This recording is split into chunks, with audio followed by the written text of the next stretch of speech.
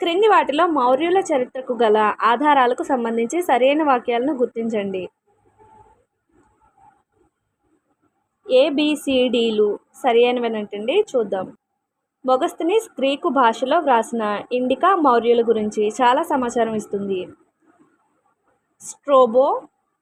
Strabo Greek భాషలో వ్రాసిన geography Seleucus Nicator కుమార్తె అయిన హెలెనాను చంద్రగుప్త మౌర్యుడు వివాహం చేసుకున్నాడని ఈ గ్రంథం తెలియజేస్తుంది.